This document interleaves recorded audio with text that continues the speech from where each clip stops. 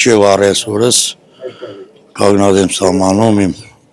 մեր երեխեքի, մեր թորնիկների, մեր բուժուր աղբերների կողքը։ 65-ամյա երկրապահի աչքերում 34-ամյա բանակի ապրած հաղթանակներն ու դժվարություններն են։ Ավետիք Կարապետյանը գիտի պատերազմելու գինն ու բանակաշինության կարևորությունը։ Արդյունքում կյանքն ու ճակատագիրը գծվեց սահմանում երկրապահ կամավորականների միության շարքերում։ Մասնակցել եմ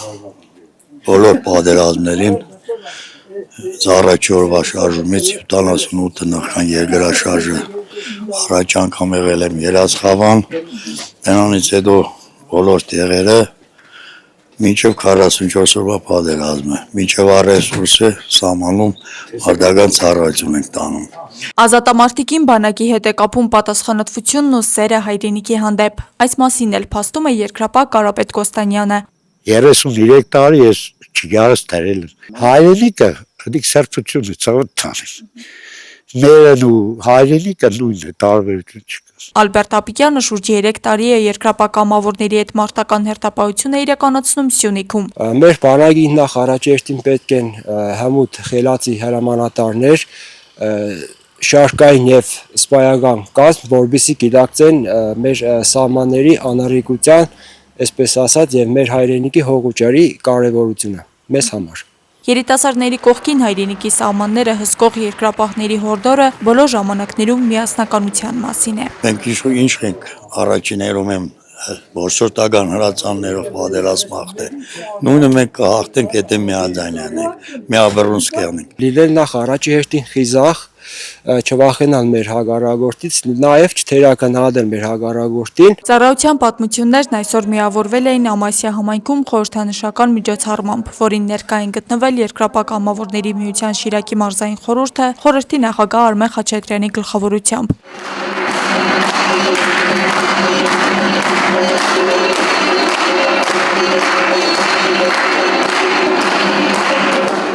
Ամասիայի պատանի երկրապահ ակումբի, Ամասիայի սոցիալ-կրթական կենտրոնի և Ամասիայի արվեստի դպրոցի սաները համատեղ հանդես եկան երգով, պարով ու ասմունքով։ Շիրակի մարզի պատանի երկրապահ ակումբի նախագահ Սվետլանա Սարգսյանի խոսքով մարզում այսօր կա շուրջ 300 պատանի երկրապահ, որոնք ընդգրկված են 6 տարածքային բաժանմունքներում։ Մեծ ցանկություն եմ ունեցել ընդունվելու ռազմական կաֆեդրա, այստեղ եմ սովորել Շիրակի պետական համալսարանի ռազմական կաֆեդրան եմ ավարտել և 4 տարի ուսուցումից հետո, քննությունից հետո ստացել եմ զինվորական կոչում լեյտենանտ, այնուհետև համալրելով երկրապահ կամավորականների միության շարքերը, արդեն իսկ որպես սպա, իմ ցանկությունն էր, որ իմ հետնորդներին, մեր պատանիներին ես էլ սովորեցնեմ մեր ռազմական գործը, ծանոթացնեմ իրենց։ Ամասիայի պատանի երկրապահ ակումբի մարզիչ հրամանատար Կամոս Ալնազարյանը տարիներ շարունակ նույն գաղափարն է սերմանում իր սաներին։ Հայրենիքը սկսվում է դաստիարակությունից։ Նրա համար առաջնայինը ոչ թե զենքն է, այլ հայրենասիրական ոգին, ֆիզիկական պատրաստվածությունը, կարգապահությունն ու պատասխանատվությունը։ Ամեն տարի մասնակցում են երկրապահ կամավորականների միության ռազմաուսումնամարզական ճամբարների հավաքներին եւ հավաքներից վերադառնում են պատրաստի զինվոր համարյա, ինչ որ չեն ստանում ամբողջ տարին իրանք թե ուսումնական կրթական դպրոցում, թե ինչ որ քոլեջներում իրանք ագումբներից ուսումնական ճամբարից ստանում են այն գիտելիքները, որն որ անհրաժեշտ է վաղվա զինվորին բանակում ծառայելու համար։ Միջոցառման պաշտոնական ու հոգևոր շեշտադրումները միավորեցին նույն գաղափարի շուրջ։ Բանակը միայն պաշտպանական կառույց չէ, այլ պետականության ու հավատքի հենասյուն։ Բանակն այսօր մեր անվտանգության երաշխավորն է, մեր պետության առանցքային հենասյուններից մեկը։ Հավատացած են, որ մեր զինվորներն ու սպաները կլինեն Արցախյան առաջին պատերազմում կետած հերոսական ավանդույթների արժանի կերտողներն ու նոր հաստատանքներ կերտողները։ Բանակը կա եւ մնալու է մեր ամենանվիրական հաստատություններից մեկը։ Մեր պաշտպանը ոչ միայն հողի, այլ նաեւ մեր տեսակի, մեր աղոթքի, մեր լույսի։ Եվ վստահաբար այսօր չենք կարող նաեւ մի խոնարհումը չբերել այն հաջորդիների, ովքեր կերտեցին այդ խաղաղությունը։ 34 տարի պատվով ու հպարտությամբ հայոց բանակը կանգուն է, քանի դեռ նրա կողքին են գիտակ զինվորները, ապագային պատրաստվող այս պատանիները եւ հիշողություններ կերտած ազատամարտիկները։ Ծառայում ենք Հայաստանի Հանրապետությանը։ Աստղիկ Խաչատրյան, Խանո Վանիսյան, այսօր։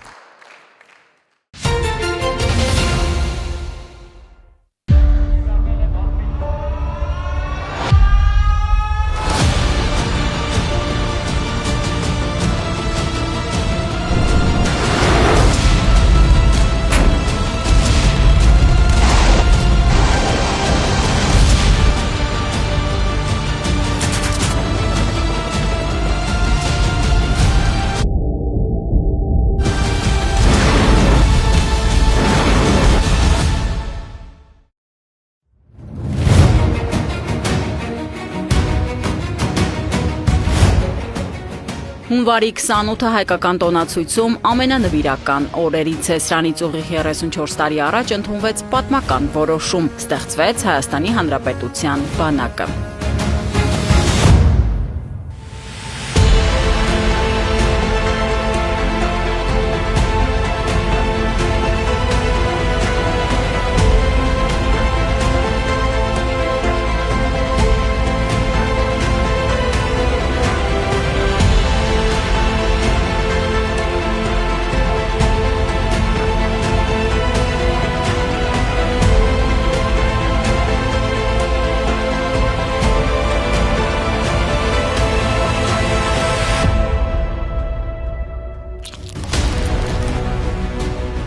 Բանակը եղել է եւ պետք է լինի պետության, հասարակության, ողջ հայության հոգսը։ Բանակաշինությունը ծանր, հավատացնում եմ, հաճելի հոգս է։ Բանակն ազգի ինքնաճանաչման հայելին է, բոլոր հայերի ծնունդն է, հայության հավաքական կերպարն է, նրա պատասխանատվությունը, նրա պատմության վերագնահատումը եւ հայացքը ապագային։ Հունվարի 28-ը մեզանից յուրաքանչյուրի համար դարձավ խոնարհումի, պատասխանատվության, հաշվետվության ու հավերժ շնորհակալության օր։ 1991-ին գործադիրում արդեն կար պաշտպանության նախարարություն ստեղծելու մասին որոշում, կառույցը ձևավորվեց ու պաշտպանության առաջին նախարար նշանակվեց Վազգեն Սարգսյանը, իսկ նախարարի առաջին տեղակալի պաշտոնը վստահվեց Անդրանիկ Քոչարյանին։ Առաջին կոչումները շնորհեց պաշտպանության նախարարը եւ ստեղծեց առաջին շարային ստորաբաժանումները, գնդերը։ Լուսակերտի գունդը, Կիրովական գունդը, Մարիաքաղաքի դեսանտա գրոհային գունդը եւ այդպես։ Մենք ունեցանք նաեւ դրա հետ կապված շատ բարդ ընթացքներ, կապված պրոֆեսիոնալների, ոչ պրոֆեսիոնալների դրանց ինտեգրման, օրենսդրական դաշտի ստեղծման եւ վերջնահաշվարկում մենք ունեցանք 94-ի հաղթանակների արձանագրում եւ որոշակի հրադադարի պարտադրանք հակառակորդի համար, դրանց հետո ունեցանք հաջողություններ, անհաջողություններ եւ այսօր ունենք խաղաղություն, որի հիմնական գրավական եւ պաշտպանը պետք է լինի Հայաստանի զինված ուժերը։ Բանակն իր կայացման ճանապարհին անցավ դժվար ու առանցքային փուլերով։ Զուգահեռ մեզանում արմատացավ բանակը խնամքով սիրելու ընկալումն ու խորհրդանշական այս օրը դարձավ խաղաղության վերաիմաստավորման օր։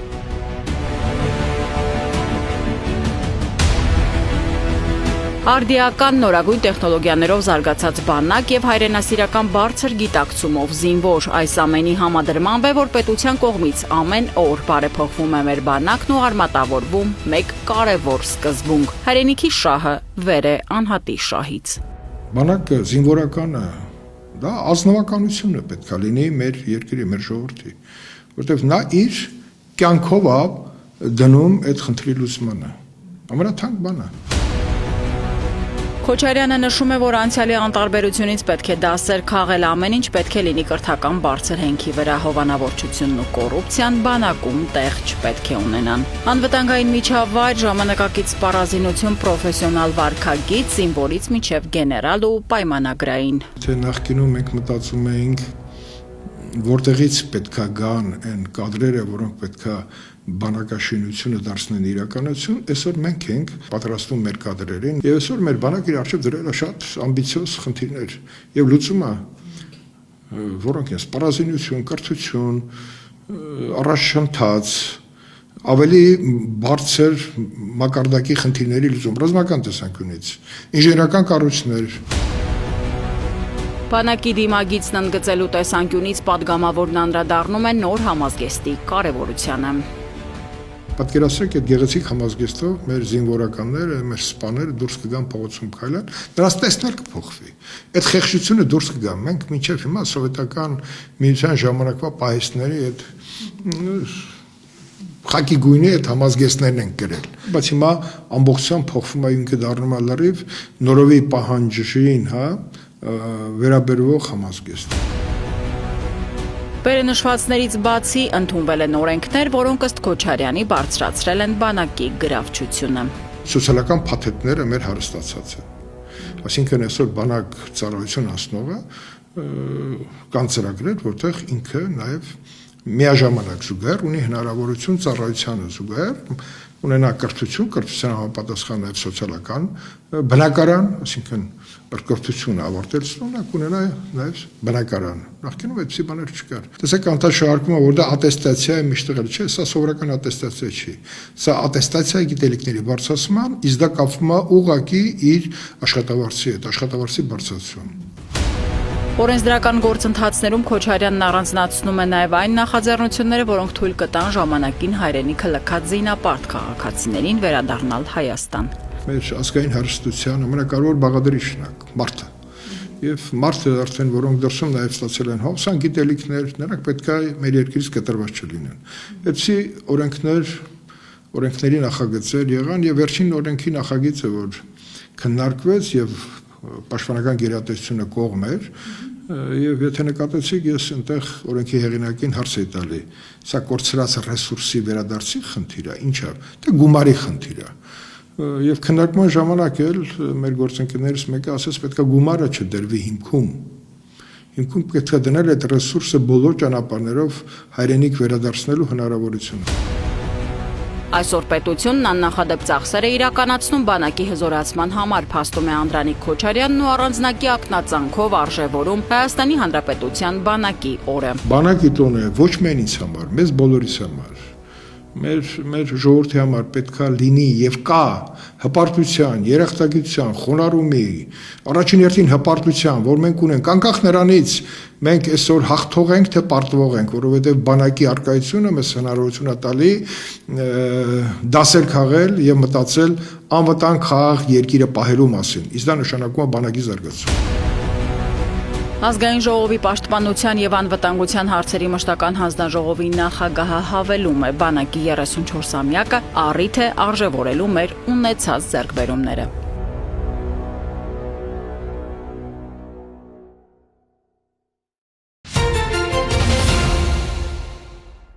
Բանակային դիրքերում հերթապահություն իրականացնող զինծառայողները շնորհավորանքներ են հղել Հայաստանի Հանրապետության բանակի կազմավորման 34-րդ տարեդարձի առթիվ։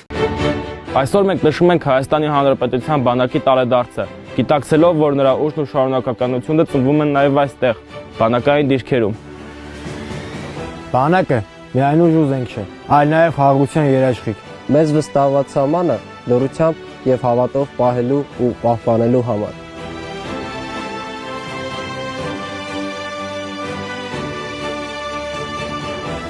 Ես համալրել եմ հայրենիքի պաշտպանների նոր հերթափոխը եւ պատիվ ունեմ ծառայելու Հայաստանի Հանրապետության բանակում։ Շնորհավոր տոնդ, Հայաստանի Հանրապետության բանակ։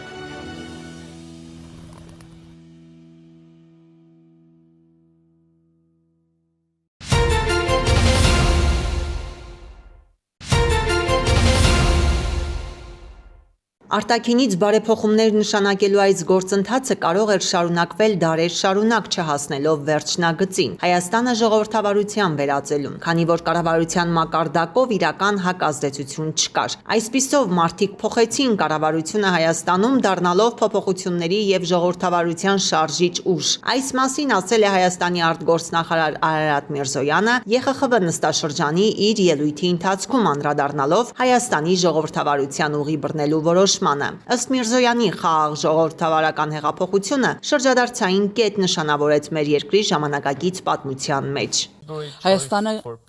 կատարել է խաղաղության հստակ եւ գիտակցված ընտրություն, ձեռնարկելով վճռական քայլեր, որոնք թույլ տվեցին Հարավային Կովկասին շարժվել դեպի խաղաղություն եւ համագործակցություն տարածաշրջանում եւ ավելին։ 2025 թվականի օգոստոսի 8-ին Վաշինգտոնում կայացած խաղաղության գագաթաժողովը նշավորեց պատմական շրջադարձային պահ Հայաստանի վարչապետի եւ Ադրբեջանի նախագահի համատեղ հռչակագրի ստորագրմամբ, ԱՄՆ նախագահը որպես վկա։ Ադրբեջանի արտաքին գործերի նախարար հետ միասին մենք նախաստորագրել ենք Հայաստանի Հանրապետության եւ Ադրբեջանի Հանրապետության միջև խաղաղության եւ միջպետական հարաբերությունների հաստատման մասին համաձայնագիր, սահմանելով ինքնիշխանության եւ տարածքային ամբողջականության սկզբունքները, որպես մեր տարածաշրջանում երկարատև խաղաղության եւ կայունության անխախտելի հիմքեր։ Հայաստանի համար սա լրջագույն խոստում է մեր քաղաքացիներին, որոնք տասնամյակներ տևած հակամարտությունից տուժել են եւ բոլոր այն անձանց մեր ապագա սերունդներին, որ մենք ընտրելու ենք համագործակցությունը բախման հակամարտության փոխարեն հույսը հուսատության փոխարեն եւ զարգացումը անկման փոխարեն։ Միևնույն ժամանակ ամենաձևով հարգում ենք մենք մարդու արժանապատվությունը երկու երկրների միջև։ Սա շատ կարևոր է։ Անցելով առաջ 10 ամբողջներ շարունակ տարապանից հետո եւ ճանապարհը հարթելով դեպի խաղաղ ապագա։ Իսկապես վերջին 4 հայ գերիների արձակումը, որոնք Ադրբեջանում են, սա հույս է տալիս մեզ։ Հաջորդիվ մնացած 19 բախվող անձանց արձակումը, որոնք դեռ Ադրբեջանում են, ինչպես նաև այս համագործակցությունը հասկանալու անհայտ կորած անձանց ճակատագրի պարզաբանումը, սա անկասկած նշանակալի ներդրում կլինի հաշտեցման գործում։ Խաղաղությունը ինչպես ժողովրդավարությունը չի կարող ընդունվել որպես ինքնստինքյան հենց այդպիսին տրված։ Այն պետք է անընդհատ սնուցել, պաշտպանել, նորոգել, թե արտաքին, այնպես էլ ներքին ճշտումների պայմաններում։ Այս համատեքստում ուզում եմ ընդգծել, որ մենք խորապես գնահատում ենք Եվրոպայի խորհրդի հետևողական ուշադրությունը մեր տարածաշրջանի նկատմամբ եւ գնահատում ենք գլխավոր քարտուղարի ԵԽԽՎ-ի նախագահի եւ այս վեհաժողովի անսասան նվիրվածությունը աջակցելու Հայաստանի եւ Ադրբեջանի միջև հարաբերությունների կարգավորումը։ Ձեր աջակցությունը երկարատև խաղաղությանը, կարգավորման մարդասիրական ձգտմանը եւ մարդու իրավունքներին շարունակում է կենսականորեն կարեւոր մնալ։ ԱՄՆ նախագահը հայտնել է, որ դեպի Իրան է ուղարկվել ամերիկյան ռազմական երկրորդ նավատորմը։ Դոնալդ Թրամփը կոչ է արել Թեհրանին գործարք կնքել, թե ինչ է ենթադրում այդ գործարքը չի հստակեցվում։ Ակնկալվում է, որ այն վերաբերելու է իրանական միջուկային ծրագրին։ Իրանում բռնկված հակակառավարական ցույցերի ֆոնին Սպիտակ տան ղեկավարը բազմիցս զգուշացրել էր, որ կարող է հարվածել Իսլամական Հանրապետության տարածքին։ Հունվարի 23-ին Թրամփը հայտարարեց Իրանի ուղղությամբ Մերձավոր Արևելքում ամերիկյան նավատորմի տեղակայման մասին, հույս հայտնելով, որ այն կիրառելու կարիք չի լինի։ Հունվարի 27-ին նա տեղեկացրեց, որ Թեհրանը բանակցություններ է խնդրել ԱՄՆ-ի հետ քննարկելու հնարավոր գործարքը։ Թրամփի խոսքով դիվանագիտական լուծումը դեռևս հնարավոր է, չնայած Իրանի ափերի մոտ գտնվող ամերիկյան նավատորմն արդեն ավելի մեծ է, քան Վենեսուելայի ափերի մոտ գտնվող նավատորմը։ Իսրայելից եւս հայտարարում են, որ անհրաժեշտության դեպքում հակահարված կտան Իրանին։ Թեհրանից էլ նախազգուշացնում են, հակամարտություն չեն ցանկանում, բայց պատրաստ են պատերազմի։ Վոլոդիմիր Զելենսկին պատրաստ է հանդիպել Վլադիմիր Պուտինի հետ քննարկելու տարածքների եւ Զապորոժիեի ատոմակայանի հարցերը, հայտարարել է Ուկրաինայի արտգործնախարարը։ Խոսելով Աբու Դաբիում, Կիևի, Վաշինգտոնի եւ Մոսկվայի պատվիրակությունների միջև անցած շաբաթ տեղի ունեցած բանակցությունների մասին Անդրի Սիբիհան հաստատել է, որ չլուծված է մնում հենց տարածքների եւ ատոմակայանի ճակատագիրը։ Ռուսաստանը պահանջում է, որ ուկրաինական զորքերը դուրս բերվեն Դոնբասից, այդ թվում դեռ ռուսական վերահսկողության տակ չգտնվող տարածքներից։ Կիևն անընդունելի է որակում այս Ուկրաինական կողմն էլ պնդում է, որ ռուսական զորքերը հեռանան Զապորոժիեի ատոմակայանից, մինչդեռ Միացյալ Նահանգներն առաջարկում է Ռուսաստանի հետ համատեղ վերահսկողություն հաստատել ԱԷԿ-ի նկատմամբ։ Անդրի Սիբիհան հայտնել է, որ ռուսական պատվիրակությունը բանակցությունների ընթացքում այլևս պատմական դասախոսություններ չի կարդում, այսպիսով որակական փոփոխությունները նկատելի են։ Սիբիհան նաև տեղեկացրել է, որ Կիևը պատրաստվում է 20 կետանոց խաղաղության ծրագիր ստորագրել ԱՄՆ-ի հետ, այնուհետև Վաշինգտոնն առանձին փաստաթուղթ կստորագրի Ռուսաստանի հետ։ Եվրամիության ստորագրությունը չի լինելու, հավելել է դիվանագետը։ ԱՄՆ նախագահն էլ հայտարարել է, որ Աբու Դաբիում տեղի ունեցած բանակցություններից հետո ռուս-ուկրաինական հարցով շատ լավ զարգացումներ կան։ Դոնալդ Թրամփը սակայն չի հստակեցրել ինչի մասին է խոսքը։ Ուկրաինայից հայտնել են, որ ռուսական ուժերը անօդաչու թռչող սարքերով հարված են հասցրել Խարկովի մարզում ուղևորատար գնացքի։ Վոլոդիմիր Զելենսկին հայտնել է առնվազն 4 զոհի մասին, կան վիրավորներ։ Գնացքում է եղել ավելի քան 200 մարդ, հայտնել է Ուկրաինայի նախագահը։ Տեղական ԶԼՄ-ների տվյալով ուղևորների շրջանում եղել են խաղաղ բնակիչներ, այդ թվում երեխաներ, ինչպես նաև ուկրաինացի զինվորականներ։ Զելենսկին ռուսական հարվածը ահաբեկչություն է որակել։ Թիրախում է հայտնվել նաև Զապորոժիեն, Կիևի մարզում կան զոհեր եւ վիրավորներ։ Ռուսաստանի ՊՆ տվյալով էլ գիշերվանից խոցվել է ուկրաինական շուրջ 80 ԱԹՍ, դրանք ոչնչացվել են Կրասնոդարի երկրամասի, Աստրախանի, Բելգորոդի, Կուրսկի, Վորոնեժի, Ռոստովի եւ այլ մարզերի տարածքում։ Միացյալ Նահանգների եւ Թուրքիայի նախագահները հեռախոսազրույց են ունեցել։ Անկարայից հայտնում են, որ Դոնալդ Թրամփը եւ Ռեջեփ Էրդողանը քննարկել են երկկողմ հարաբերությունները, Սիրիայում վերջին զարգացումները, Գազայի խաղաղության խորհուրդը, առևտրի, պաշտպանական արդյունաբերության ոլորտներում գործակցությունը։ Էրդողանը հայտարարել է, որ Անկարան կշարունակի քայլեր ձեռնարկել Թուրքիա-ԱՄՆ շփումները զարգացնելու ուղղությամբ։ Նա հավելել է, որ իր երկիրը մեծ նշանակություն է տալիս հարևան Սիրիայում հրադադարի ռեժիմի պահպանմանը եւ ազգային ինտեգրման համաձայնությունների կյանքի կոչմանը։ Էրդողանի խոսքով Թուրքիան ԱՄՆ-ի եւ Սիրիայի իշխանությունների հետ համակարգմամբ ուշադիր հետևում է այդ բոլոր գործընթացներին։ Թրամփը զրուցել է նաեւ Սիրիայի նախագահի հետ։ Ամեն ինչ շատ լավ է ընթանում, մենք շատ գոհ ենք, ընդգծել է Սպիտակ տան ղեկավարը։ Դամասկոսից հայտնում են, որ Ահմեդ Աշարան եւ Դոնալդ Թրամփը քննարկել են Սիրիայում անվտանգության եւ կայունության ամրապնդման ջանքերը, երկկողմ գործակցության հեռանկարը։ Սիրիայի նախագահը վերահաստատել է երկրի միասնությունը, ազգային ինքնիշխանությունը, քաղաքացիական խաղաղությունը պահպանելու, ինչպես նաեւ ահաբեկչության դեմ պայքարելու պատրաստակամությունը։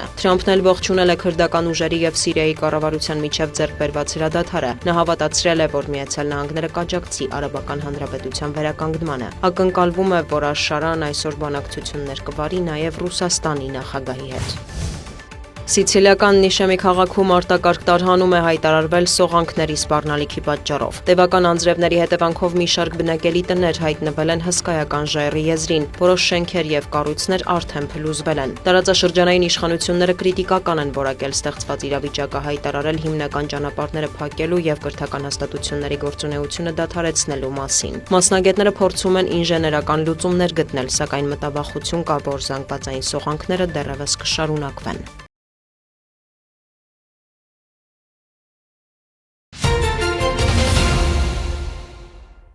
Տեր Իսահակ Վարդապետ Պողոսյանը որպես Գեղարքունյաց թեմի առաջնորդական տեղապահ գավառի առաջնորդանիստ Սուրբ Աստվածածին եկեղեցում իր առաջին պատարագն է մատուցում։ Աղոթակցում են փոխարաջնորդ Տեր Բաբկեն Վարդապետ Սալբյանը եւ թեմի քահանաները։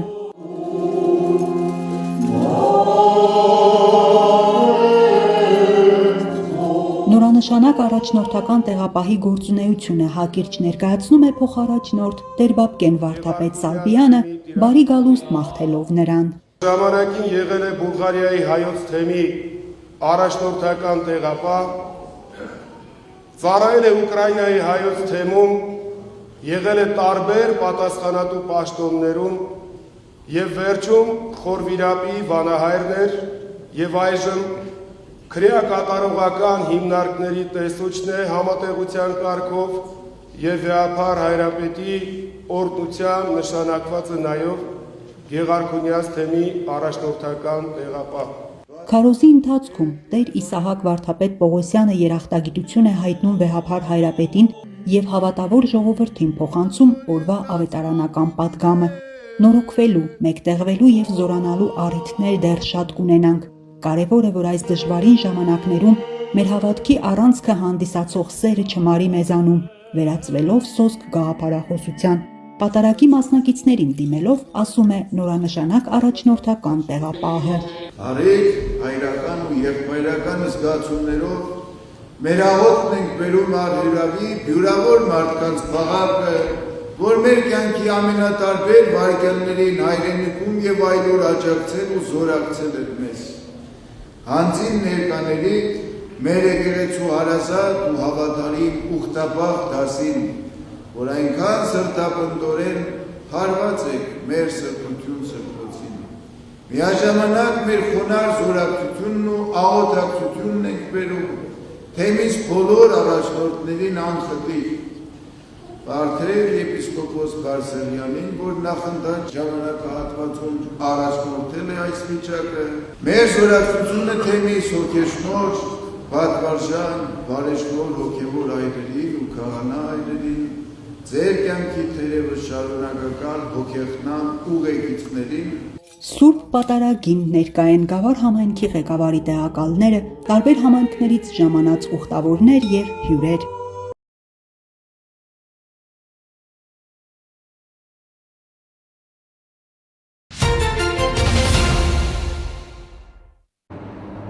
Շուրջ 2 միլիոն 200 հազար զբոսաշրջային այցելություն է ունեցել Հայաստանը 2025-ին։ 5 տարի անց այդ թիվը պետք է հասնի 3 միլիոնի։ Սա զբոսաշրջության զարգացման նոր ծրագրի վերջնաժամկետն է։ 2026 թվականի հունվարի 8-ի կառավարության նիստի ընթացքում ընդունվեցին ոլորտի զարգացման ռազմավարական եւ դրա կատարումն ապահովող գործողությունների ծրագրերը։ Ակնկալվում է, որ զբոսաշրջիկների ծախսը 2030-ին Հայաստանում կգերազանցի 3.8 միլիարդ ԱՄՆ դոլարը, եւ սա միակ թվային տեսլականը չէ։ Նախատեսում ենք շուրջ 4.5 միլիոն զբոսաշրջային ներքին զբոսաշրջային այցելություններ, ոչ պակաս կարևոր ցուցանիշ է նաև այստեղ զբոսաշրջիկների կեցության տևողության ավելացումը, եթե այս պահին ունենք 10 գիշերակաց, նախատեսում ենք, որ 30 թվականին արդեն զբոսաշրջային մեր գրավչությունների կամ պրոդուկտի բազմազանեցման արդյունքում մենք ունենանք ավելի շատ գիշերակացեր,